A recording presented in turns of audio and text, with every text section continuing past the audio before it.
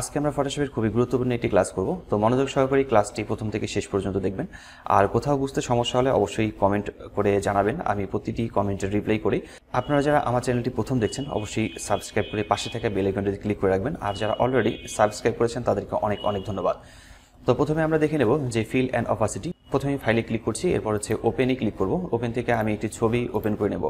তো আমার এখানে একটি ছবি আছে, ছবি ওপেন করা হয়েছে এবং হচ্ছে আমি বাম দিকে এই জায়গাটাতে দেখতে পাচ্ছি আমার অপাসিটি এবং ফিল দুইটি কথাই স্পষ্ট দেখা যাচ্ছে এবং হাইট হয়ে আছে।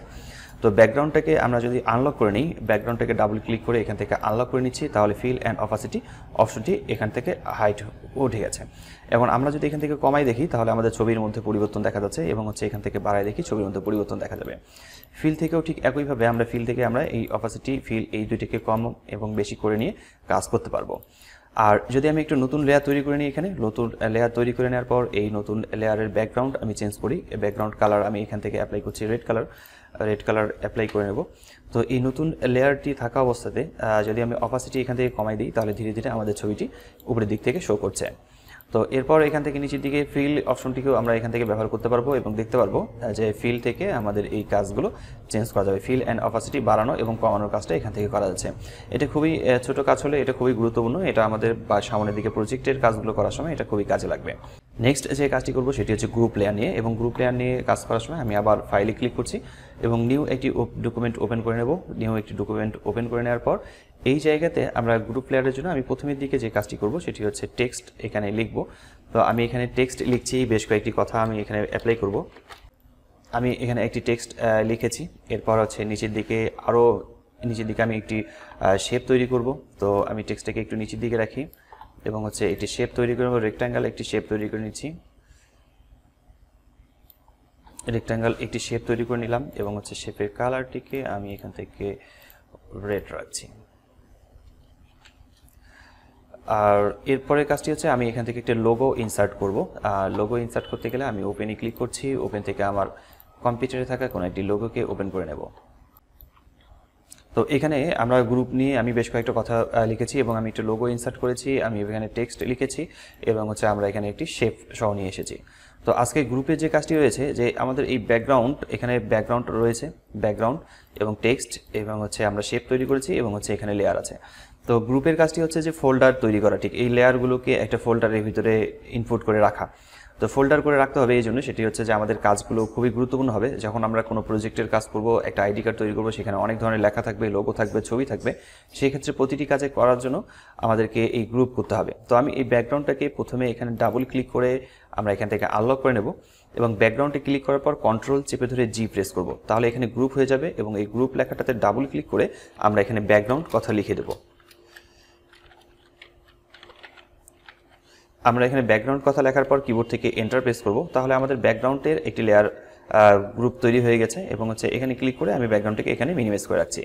তো টেক্সট আমাকে এখানে সিলেক্ট করতে হচ্ছে। টেক্সট সিলেক্ট করার পর কন্ট্রোল চেপে ধরে আমি জি প্রেস করব, তাহলে গ্রুপ হবে এবং হচ্ছে গ্রুপে ডাবল ক্লিক করার পর এখানে আমি লিখব টেক্সট কথা লেখার পর কিবোর্ড থেকে এন্টার প্রেস করব এবং হচ্ছে এই জায়গাটাতে ক্লিক করে আমি এখানে মিনিমাইজ করে রাখছি। এই আইকনগুলোকে মূলত মোর অপশন বলে, এখানে ক্লিক করে আমরা নিচের দিকে আবার দেখতে পারবো। তো এরপর শেপ রয়েছে, এই শেপটাতে আমরা ক্লিক করছি, কন্ট্রোল চেপে ধরে জি প্রেস করব। কন্ট্রোল জি প্রেস করার পর গ্রুপ লেখাটাতে ডাবল ক্লিক করে এখান থেকে আমরা এই গ্রুপের নাম লিখব। যেহেতু আমরা শেপ তৈরি করেছি সেক্ষেত্রে আমি এর নাম ডিজাইন লিখছি। আমি এর নাম ডিজাইন দিয়ে দিচ্ছি, এন্টার প্রেস। আর এখানে ডিজাইন অথবা শেপ যে কোনো কথা লেখা যেতে পারে। এরপর লেয়ারটি হচ্ছে লোগো। তো লোগোতে আমরা এখানে লোগো নাম রাখবো।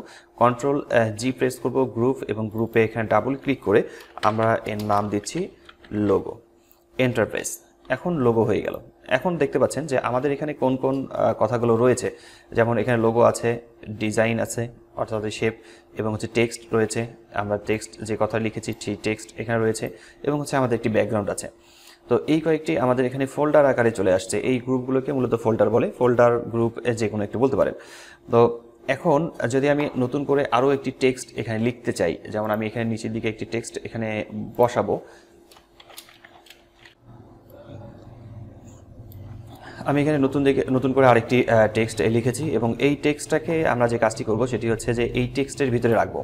কারণ হচ্ছে নতুন করে আরেকটি টেক্সট লিখেছি, সেই টেক্সটটিকে জাস্ট এখান থেকে ড্র্যাগ করে নিয়ে এসে এখানে যদি ছেড়ে দিই তাহলে এই টেক্সটের ভিতরে যাবে এবং আমরা এখানে ক্লিক করে দেখতে পারি যে আমাদের এখানে দুইটি টেক্সট রয়েছে এবং আমরা এই দুইটি টেক্সট থেকে আমরা এখান থেকে কাজগুলো করতে পারবো। আবার এখানে ক্লিক করে আগের অবস্থায় ফিরে আসতে পারবো। তো এখন যদি আমাদেরকে গ্রুপগুলোকে আনগ্রুপ করতে হয়, সেই ক্ষেত্রে আমরা যে কাজটি করব, যেমন গ্রুপে আমাদের বিভিন্ন ধরনের কাজ করার সময় মূলত গ্রুপগুলোকে আবার আনগ্রুপ করার প্রয়োজন আছে। সেই ক্ষেত্রে আমি প্রথমে লোগোর যে গ্রুপটি রয়েছে এই লোগোর গ্রুপটিতে ক্লিক করব, কন্ট্রোল শিফট চেপে ধরে জি প্রেস করলে এটি আনগ্রুপ হয়ে যাবে। তো এখানে এভাবে ঠিক আনগ্রুপ করতে হবে। যেমন আমি ডিজাইনের গ্রুপটাকে আমি এখানে আনগ্রুপ করতে চাচ্ছি, কন্ট্রোল শিফট চেপে ধরে আমি এখানে জি প্রেস করবো, তাহলে এটাও আনগ্রুপ হয়ে যাবে।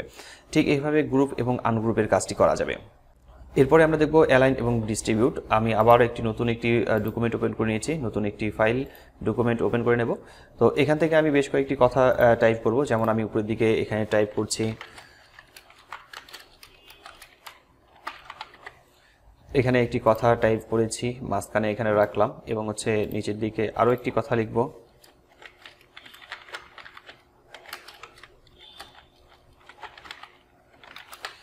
এবং আবার নিচের দিকে আমি আরও একটি টেক্সট কথা লিখে রাখছি।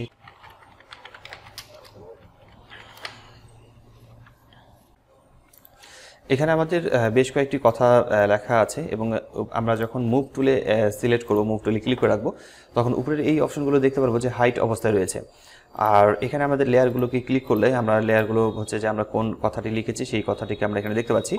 তো এইখানে লেয়ারগুলোকে যদি আমি কন্ট্রোল প্রেস করে সিলেক্ট করে নিই, যেমন উপরের লেয়ারটিকে ক্লিক করলাম এবং কন্ট্রোল প্রেস করে নিচের লেয়ারটিতে ক্লিক করছি, তাহলে উপরের এই অপশনটি আনহাইট হয়ে গেল। এখন যদি আমি পরের লেয়ারটাতে ক্লিক করি তাহলে এই জায়গাটিও মূলত আনহাইট হবে। কন্ট্রোল প্রেস করে আমি পরেরটাও সিলেক্ট করছি। তো এর কাজ যে আমাদের এই লেখাগুলো মূলত এলোমেলোভাবে অবস্থায় রয়েছে। আমরা যদি এটাকে সাজাতে চাই, ঠিকভাবে মাঝখানে নিয়ে আসতে চাই, ঠিক সেভাবে আমরা এখান থেকে সাজাই নিতে পারবো। আমাদের লেখাগুলো ঠিক কোন দিক থেকে কী অবস্থা রাখবো, যেমন আমি এখানে ক্লিক করছি, এই জায়গায় ক্লিক করলে দেখা যাচ্ছে নিচের মিডিল পয়েন্টে আসছে।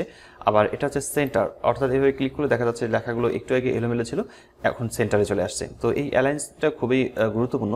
তো এই কাজটি করার সময় অবশ্যই আপনারা একটু খেয়াল রাখবেন, যদি উপরের নিচের দিকে কোথাও লেখাগুলো এলোমেলো হয়ে যায় তাহলে সবগুলোকে কন্ট্রোল প্রেস করে সিলেক্ট করে নেওয়ার পর এখান থেকে আমরা মাঝখানে ঠিকঠাকভাবে করে নেব এবং এখান থেকে আমরা অ্যাডজাস্টমেন্ট করে নিতে পারবো আমাদের এই লেয়ারগুলোকে।